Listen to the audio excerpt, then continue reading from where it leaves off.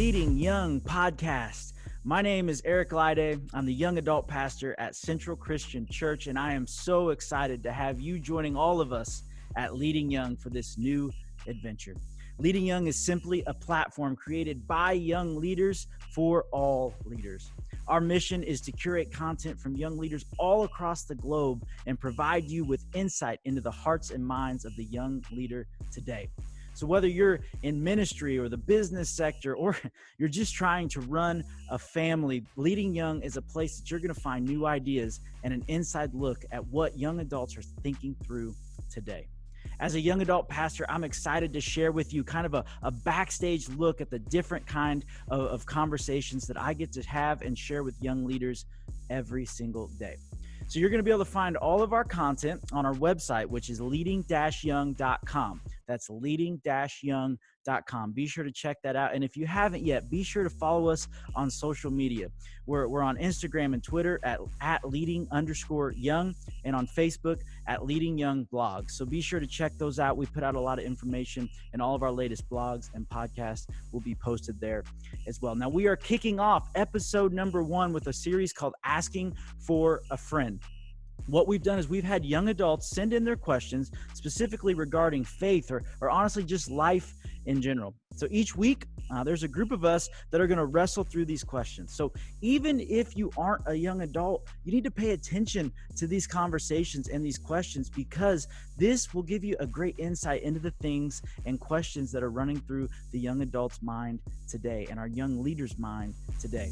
So without further ado, here is Leading Young podcast number 1, Asking for a Friend.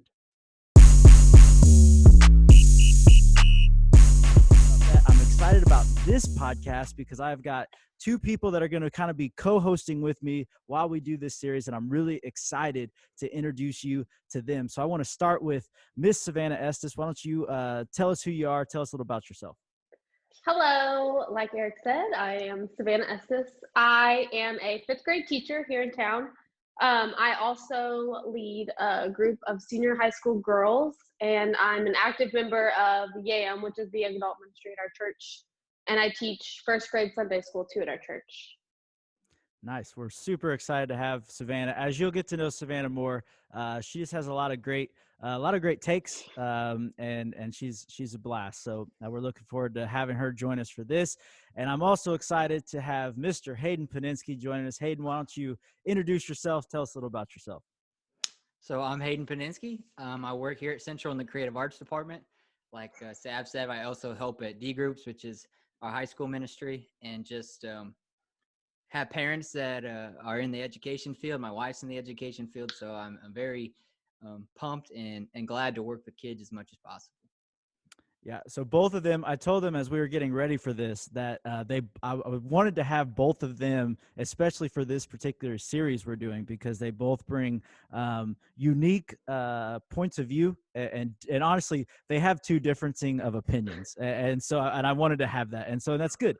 So I'm really excited to have them. So here's what we're doing. This series that we just started with our young adult ministry that I want to share, because I feel like it is something that whether you're a young leader right now or you're an older leader trying to better understand young leaders, a lot of the things that we are going to be doing through this series is going to help you do this. So this series we're doing is asking for a friend. So what we've done is we have asked young adults to send in questions about anything they want, whether it might be about leadership, it might be about the Bible, it might be about everyday life. Everything was on the table. We said, send in your questions, and we're going to start tackling them kind of one by one. So that's what we've done. So they have sent in some questions. And if you're watching this now and you want to send in questions, there'll be a link that you can do that at the end of this. But we want your questions, and we're looking forward to answering them. And so that's what we're going to be doing. We've got 3 questions today that young adults have sent in, and we're just going to kind of talk through them, as I am technically no longer a young adult, but these 2 are. And so I will be the old perspective, and these 2 can be the young adult perspective. So we're going to jump right in. And the first question was basically, how do I develop better life habits? How do I develop better life habits? And so I want to start with Savannah on this. Savannah, what are some of the just personal habits and spiritual habits that you have developed in your life? I would say as far as like personal habits, for me anyway, one that's like that works really well for me is sticking to a schedule. I'm a very organized person, and so just sticking to a schedule, making sure that like I go to bed at a good time and get up. I even on the weekends I still get up early. Just I think that's a good habit to have, and just being productive. Also, like another personal habit, I would say I'm a list maker, and for me, like that's not for everybody, but for me, that's a good habit because it keeps me like going. It keeps me feeling like I'm still being productive and what I need to do. As far as spiritual habits, I would say I'm working on. I wouldn't really call it a habit yet, but I want to be a habit is we're doing this Bible study with my rooted group, which is a group that we do at my church. And one of the days it asks us to just stop after we read our devotional and just listen to what God said and write down whatever he said.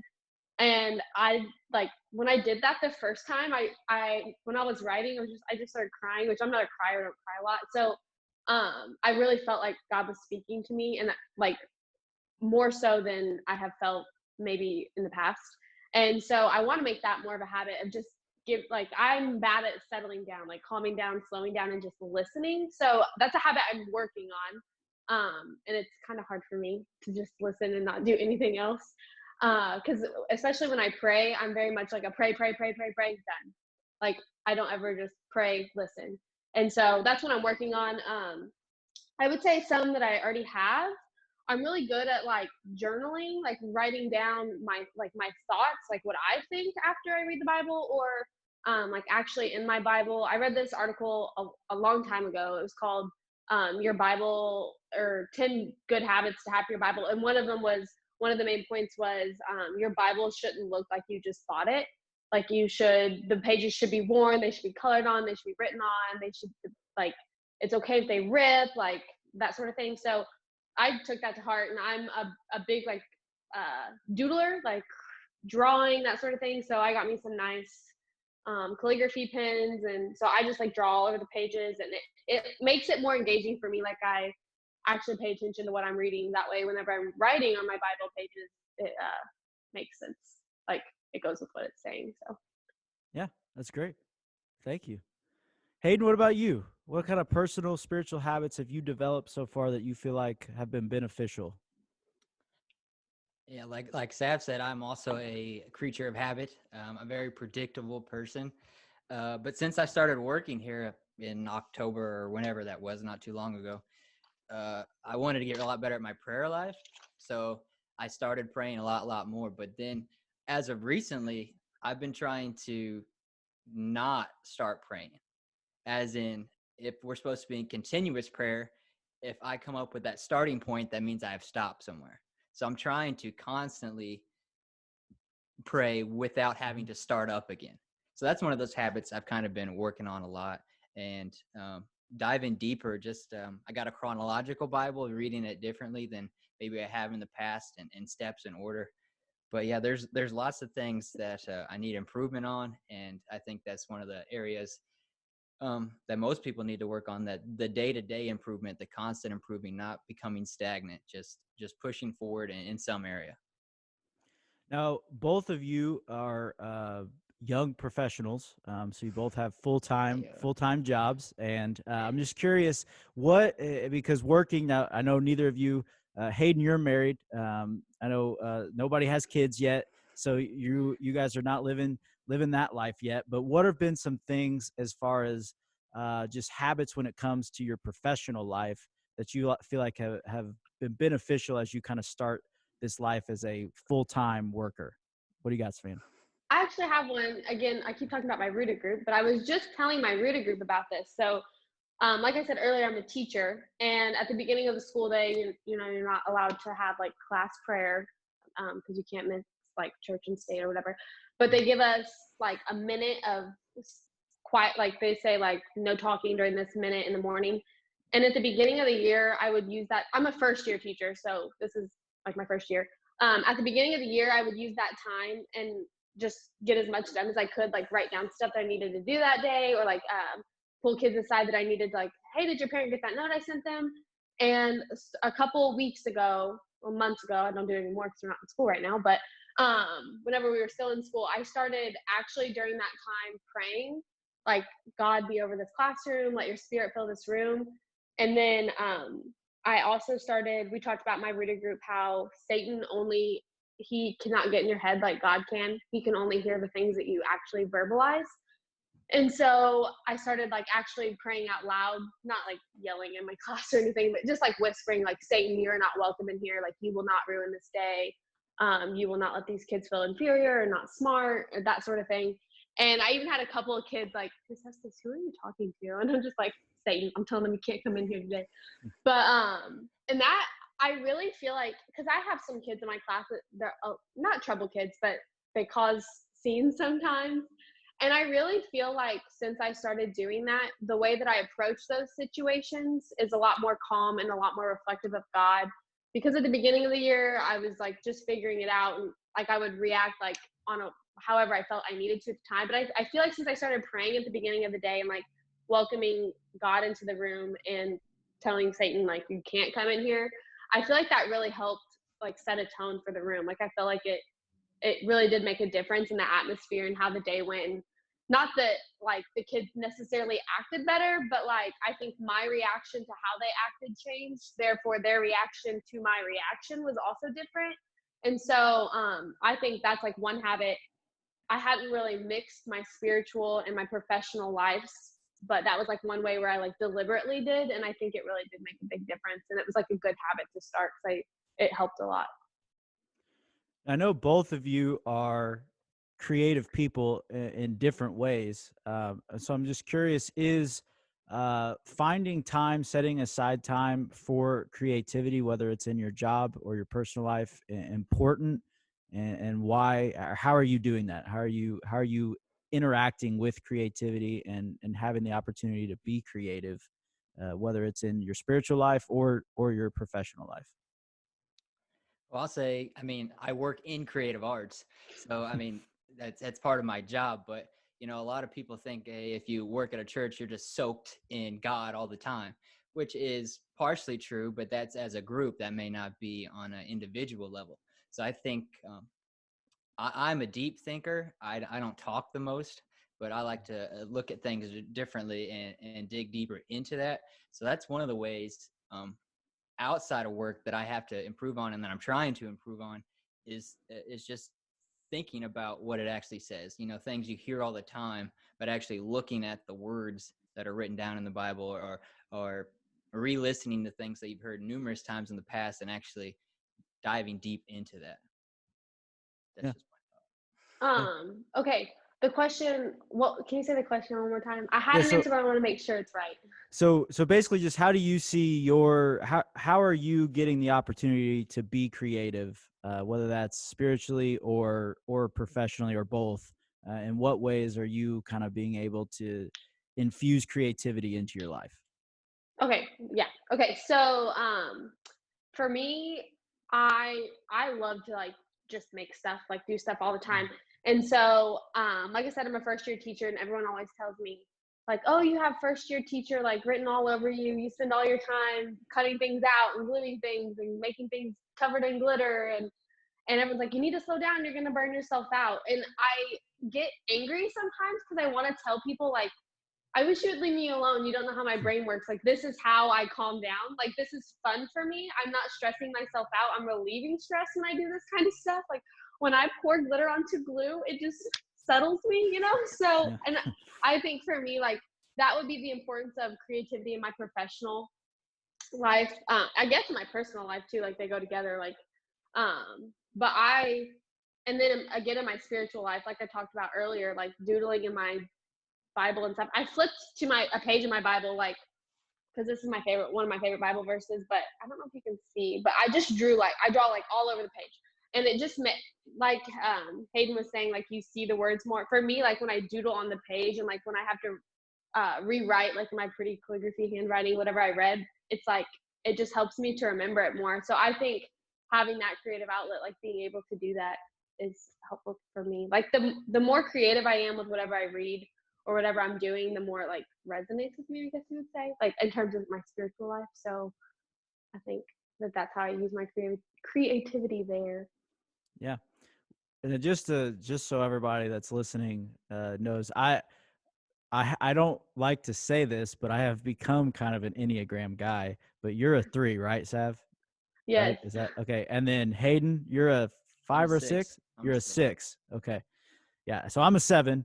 But I think it's interesting just to see as you guys talk, how spot on like it is for each of you as well. Like here you talk about just creativity in different ways. So all right, well that's all really really helpful stuff there. So let's move on to the next question. And this was actually a question that Hayden himself posed. And so I'm going to kind of frame it, but then I'll throw it to Hayden and let him kind of more give us what was going on in his mind. So if you're listening and you want to get your Bible out, we're going to be kind of taking a very specific look in Matthew chapter 7, kind of verse 1 through 5 is where we're going to be focusing in on here. But this is Jesus talking about kind of holding each other accountable, and he's talking about this plank in our eye. Like we can't hold others accountable for the speck in their eye when we have a plank in our own eye. And so Hayden, why don't you kind of frame this question and what was going on in your mind here? Okay, so like I said earlier, I'm a thinker, and I'm a believer that every day that we need to get better, like I said, but that we also, I don't want to say struggle, but we need to have internal debates with what's going on in our lives. And this is one of those verses that you've heard all the time, the plank in your eye. But how, as us as young adults or adults in general, or teenagers or whatever, how do we properly hold somebody accountable when we have planks in our own eyes? And we were talking about this the other day for YAM, and I got to thinking, this time of the year I have allergies. I have bad seasonal allergies, and when you have allergies, your eyes are constantly burning. There's always something in your eye, you can't get it out. And I feel like in our walk in Christianity, that's the same way. Whether my allergies may not be the same as your allergies, but we both have allergies, whether they kick in or not. So how do we individually hold somebody accountable when they have that plank in their eye? Was the thought process behind the question? Yeah, I think it's a great question because, I mean, kind of like you said, we've all got something. Yeah. And so it's interesting. I'm just going to actually read this section of scripture just so we can kind of have that as a reference. So again, we're looking at Matthew chapter 7, starting in verse 1. Do not judge, or you too will be judged. For in the same way you judge others, you will be judged. And with the measure you use, it will be measured to you. Why do you look at the speck of sawdust in your brother's eye and pay no attention to the plank in your own eye? How can you say to your brother, let me take the speck out of your eye, when all the time there is a plank in your own eye? You hypocrite, first take out the plank out of your own eye, and then you will see clearly to remove the speck from your brother's eye. And so, Hayden, I guess I want to ask you, like, are you suggesting that we can't hold each other accountable, or that it's just harder than we think it is to actually hold each other accountable? I'm not suggesting that we can't hold each other accountable. We definitely need to do that. That's scriptural. We need to do that. The question to me is how do we properly go about doing that? And I go ahead. Okay, because like you said, we talked about this AM, so I was thinking a lot about it. I think this verse is more like, I think we read it as like, don't judge others. Like he's like telling everyone that, which he is. But I think we need to read it more as like an internal, like he's telling you, don't judge other people when you have a plank in your own eye. And I think he's saying it more as like a self-reflection thing. Like, don't get high and mighty. Like, don't think that you're not struggling too, because like you said, like no matter how minuscule the allergies are, you always have the allergies. Some people just don't show up as much as others. And so, it's like the same, like you said, the same with sin. Like if you if you ever get to a point where you're like, oh, I don't sin there anymore, well, that's a lie, because if you didn't sin, you'd be Jesus. But so I think this is more of like maybe like a self, like he's saying, look at yourself before you look at other people.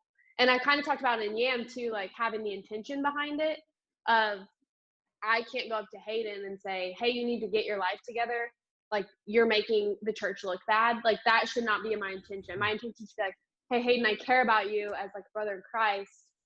Why don't we talk about like how this could be better, how you could do something more beneficial, or what you could do to be more beneficial.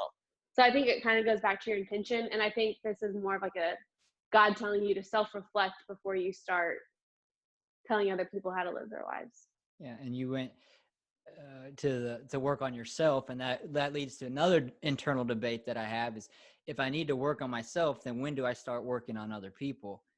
And that it's a, again, I got to use the word struggle, even though I don't want to. It's a struggle that I have, because I am critical, I am judgmental, even though I'm not supposed to be. But am I that judgmental on myself as well, where I'm not working on myself before I'm helping other people? And it's I think the encouragement comes first in that aspect, as in we need to encourage ourselves as well as other people, and then maybe from the encouragement, the process in their lives will change, whether I'm helping that or not, if that makes sense.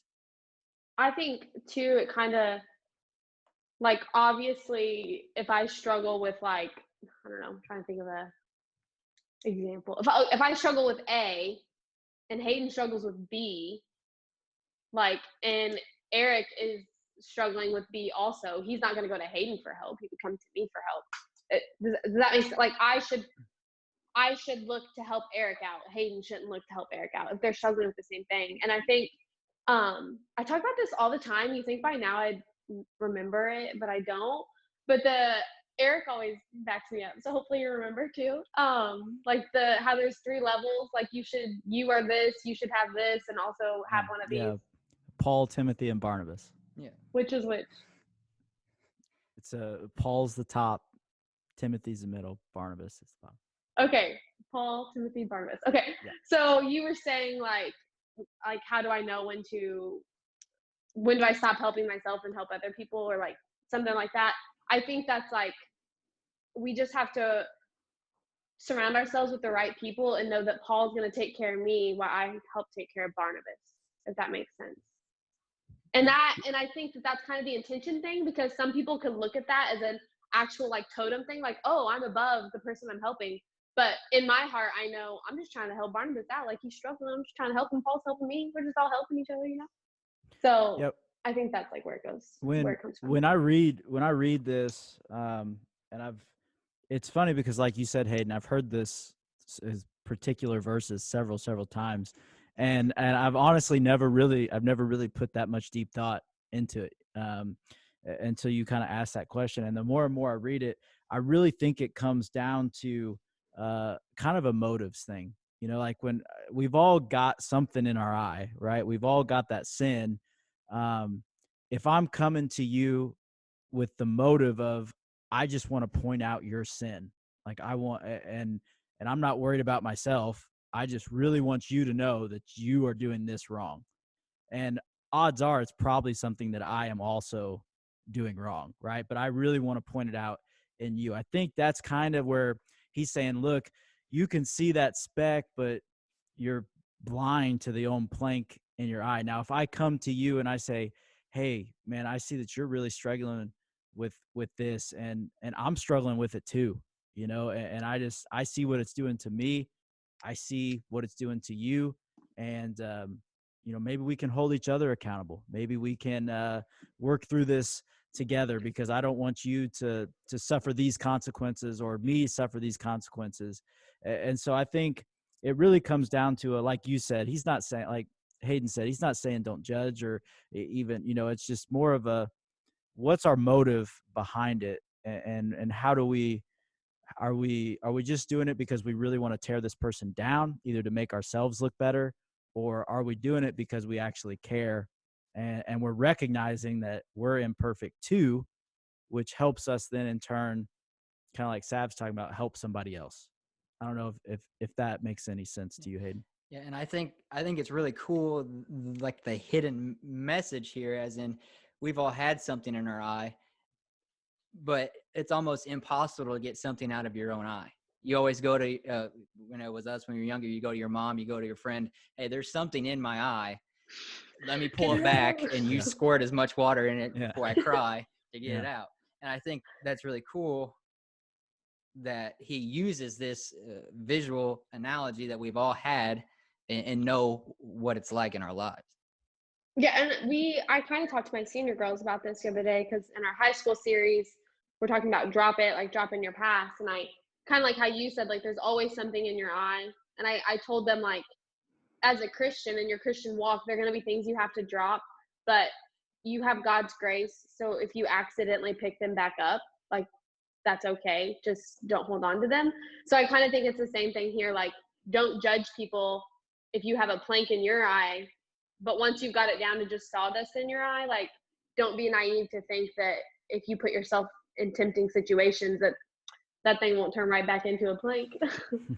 So I agree with you there. Like, you always have these things. It's just like how they're managed and how you deal And with them. they're constantly changing too. I mean, the planks in my eye when I was 21 are completely different than the planks in my eye now being 30, Sure. and that's only a 9-year difference there. And so it's just a constantly. It really is an awareness, a self-awareness thing, I think, on our part to constantly be looking at ourselves in a way that's saying, like, like Hayden said, oftentimes we are our own worst critic, and sometimes that can be bad, that can be way overboard, but sometimes that can also be a good thing, that we look internally and we say, okay, here's some areas that I'm really struggling with, whether that's biblically, that might just be life, that might be with work.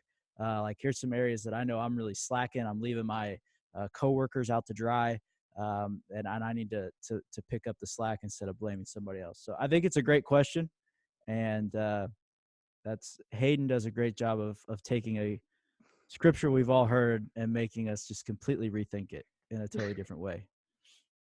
Creative. Creative arts, man. Creative arts. All right. So, anything else anybody wants to tack on to that? I think we've got that one well answered. All right. So the last one we had is always the fun topic of what is the biblical stance on alcohol? What is the biblical stance on alcohol? Now, I'm going to just clear up a couple things before we even start this conversation.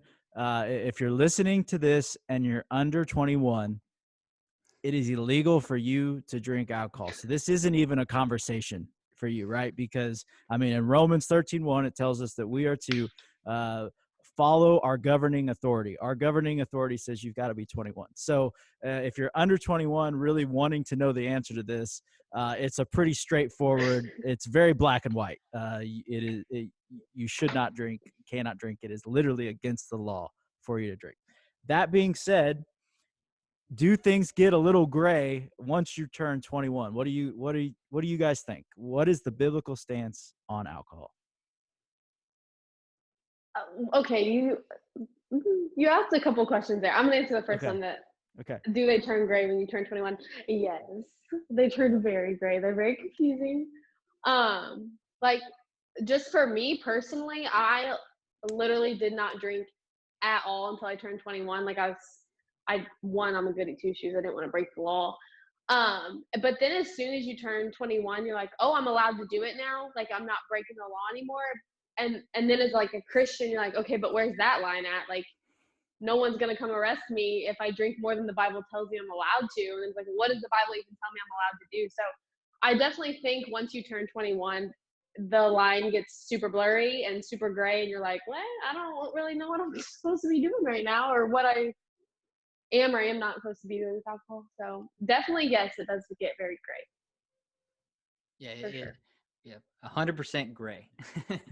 Yeah, I mean, it turns gray fast. And as a person that used to indulge quite often, I have a very opinionated stance on it, but it also allows me to connect better with people that sit on both sides of that fence. So I feel like I'm a good middle person in that conversation. Do you mind to share what that stance is?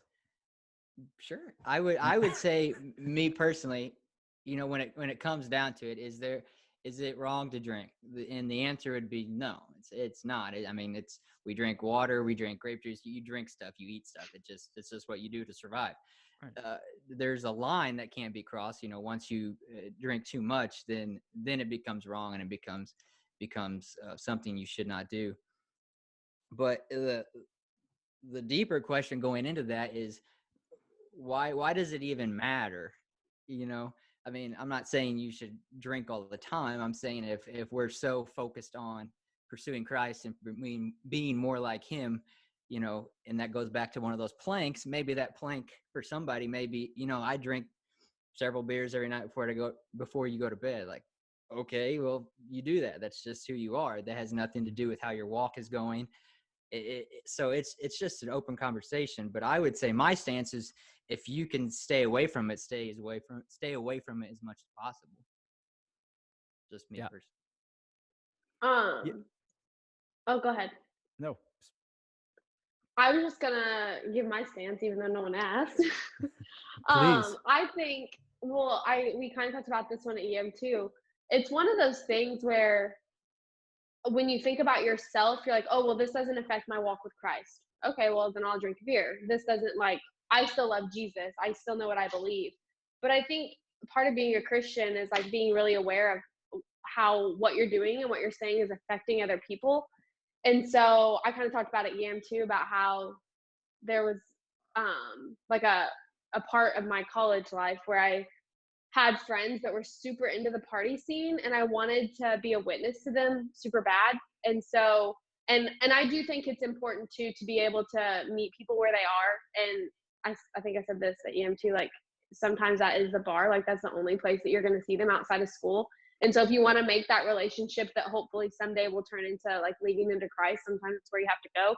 But for me, I wasn't as strong as I wish I had been or thought I was at the time. And so I found myself in situations where, okay, these are people that I prayed God would put into my life and give me an opportunity to minister to them.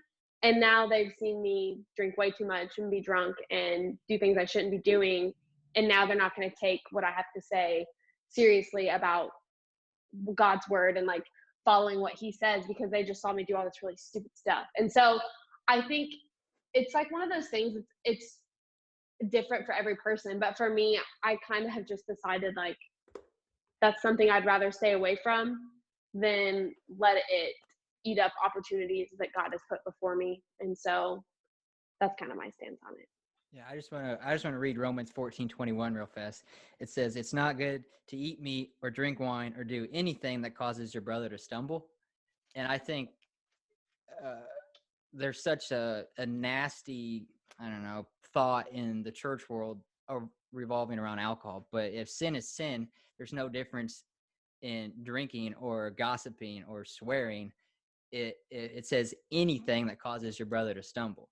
So, if I have a drink occasionally, so what? But if that's causing somebody else to then in turn start drinking and then drink till they can't drink no more, or causing them to, become an alcoholic or whatever, that's causing them to stumble and not go in the right direction. So why wouldn't I just remove that altogether so that way I don't let them stumble in that area? And I think too, not even necessarily causing someone else to stumble in terms of them also drinking, but the overall idea of drinking, like if you ask like non-Christians on the street, are Christians supposed to drink? I think they immediately would say, oh no, like that's like a Christian thing, don't drink. So I think if we're trying to witness to these people that aren't Christian and then they see us drinking, in their head, Christians don't drink. Like that's just what people think, like people think we think. And so as soon as they see you doing something that they thought you weren't supposed to be doing, you've lost credit as a strong Christian in their eyes. Which even if you are a strong Christian, that doesn't matter. Their perception, when you're trying to witness to them, their perception of you is what matters. And I hate that it is that way, but it is. And so why would you want to do something that would hurt that? Does that make sense? Yeah. Yeah, I think go ahead. I was just gonna say, like it says in the Bible, like the hospital is not for the healthy, and the church is not. Wait, the church is for the sick, not for the healthy. It's basically what it says in whatever. But Yeah. And I'm not saying that drinking alcohol makes you a sick person. I'm just saying we need to throw out the idea that that it's out there that Christians don't drink, because it doesn't do anything for either side that's helpful. You're not. It's just an idea that is almost venom in the blood that needs to be running Jesus rather than the world. Mm-hmm. Yeah, and I think, like, you talked about, in First Corinthians, it kind of talks very similar to that Romans verse you just read. Anything that hinders the gospel, we're told not to do. And that could drinking fall into that? Sure, but I mean, that's a lot of things. I mean, anything we're doing that hinders the gospel. And so I think I think drinking it gets that rap often because it's a very public thing most of the time. You're either doing it at a restaurant with friends, or you're doing it at a bar, or rarely are you probably just sitting at home by yourself doing it. If you're doing that, that might be the signs of a larger problem. But I think that's it. We have to keep in mind that it's not just that; it's anything that hinders the gospel. We're called not to do. And I think it's interesting because Paul will talk. Paul later on talks about the idea of I'll be all things to all people, basically doing whatever it takes to spread the gospel. Now, do I think that means Paul was seeing these guys getting drunk and going and getting drunk with them to share the gospel? No, but I think that if they had said, "Hey, Paul, we're going to this bar over here. Why don't you come with us and tell us about this Jesus that you're so excited about while we have a few drinks?" I guarantee you, Paul went. Yeah. I mean, there was no way Paul would say like, "Well, I will have to wait for you to come outside of there, and then we can talk." No, I mean, I bet Paul went in and he mixed it up with them, and he wouldn't have been afraid to do that. And I always tell people that I mean, if I had a friend right now that said, "Hey, Eric, I'm really trying to know this Jesus guy that you know more and better, um, you know, come meet me at the Frosty Mug to talk about it. Can you do that?" Absolutely, I'm going to go. I'm not worried about what the appearance of me walking in there is. I'm more worried about, here's somebody that wants to know more about Jesus. And so I think that there's obviously, like you said, we have to be careful in that, because once we kind of open ourselves up to that, it becomes a very slippery slope. But at the same time, I think if we're mature enough in our faith, uh, we don't have to make that seem like that is such a crazy thing out there. We can interact with that in a way that allows us to still glorify God and still spread the gospel without it being this big crazy thing. I don't know what your guys' thoughts are on that. Oh, I think too, uh, not that Eric is old or anything, but I'm Eric's balding. kind of too. Eric's kind of on the tail end of like, you're probably not getting invited to frat parties anymore.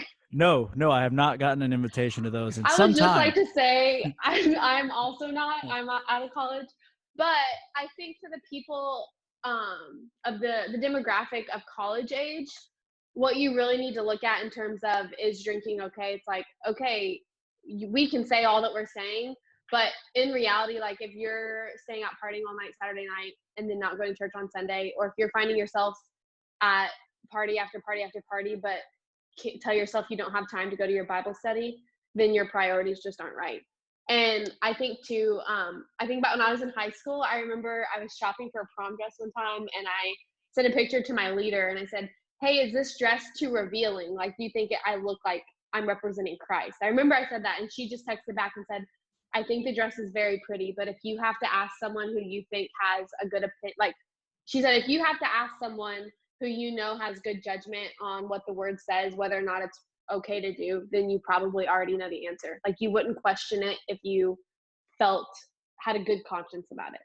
And I know it's about a dress, but I think it's the same thing with drinking. Like, should I go to this party tonight and get really drunk? Well, if you have to ask yourself, you probably already know the answer. Like, So I think that's a good I keep saying like, I'm so sorry. I'm showing my millennial side. Okay. Um, but I just feel like if you have to continuously ask, like if that's the question that you come up with every time someone asks you, what's your biggest question about faith? And it's, is it okay for me to drink? Maybe you're already prioritizing it too Yeah. much. And when I got to speak a while back in the high school, and it was on James, and one of those verses that sticks out to me, I think it's in James 4. It's like, if you know what's right and you don't do it, then it's a sin. And I think that's kind of what you're hinting at. Like, you kind of already knew. So if you had to ask, then if you do it anyways, then it becomes a sin. So I just throwing that 2 cents out there. Yeah, I think it's anytime we have to ask how clear the line is, or You we probably try to already crossed it. right, or we try to blur the line, like we try to make a line blurrier than it actually is, right? I mean, anytime, whether that might be with a relationship, that could be with a lot of things, but I think anytime, I mean, like you said, there's a lot of gray area in this, but I mean, the Bible is also very clear in when it talks about drunkenness, when it talks about drinking, if it offends other believers, it's very clear. If it talks about, like we talked about, if it hinders the gospel, and it warns in Proverbs that it's dangerous and unwise. And so I think anytime we take a line that can be somewhat blurry, but we try to really blur it, we're just trying to make it blurrier than what it actually is. And that applies to a lot of things, not just this. I think we I think it all oftentimes. goes back to like yourself. It's like with any sin, how much of temptation can you take before you give into it? So for some people, they can be at a party and not feel tempted to drink at all and be fine and still, you know what I mean? Whereas other people, they get to the party and they see the alcohol and they're like, oh, I gotta have it like right now. And I think it's just one of those things. You have to be self-aware and self-disciplined enough to know that even if everyone else is still gonna go to that party and you know it's not good for you, like, are you gonna go just to please them, or are you gonna step back because you know it's not good for you? Like, I think it just differs like from person to person, like how much you can, how what control you have over.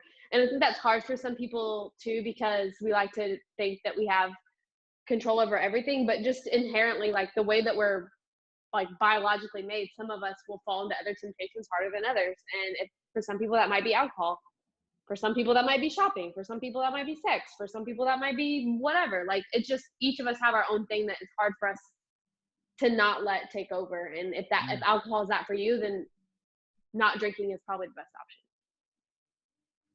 Yeah, and I think Hayden said it really well. I think, is there gray area? Yeah, but if you can stay away from it, it's just best to stay away from it, right? I mean, if you stay away from it, it really clears up any gray area that there could be in it, right? And so, I mean, again, not that means it's bad if it happens, but it's just like anything. If we're humans, and eventually, if we allow ourselves enough gray area, we're going to figure out how to screw it up somehow. And so I think that is the overarching. If you're at a business meeting and your boss buys you a beer, do you need to throw it back and say, no, I can't drink this, or whatever? Flee. Yeah, flee, Satan. Not necessarily, and unless you think that your boss is somebody that you need to witness to, and so then again, it brings in all these questions. So I think the more we can stay away from it, the better.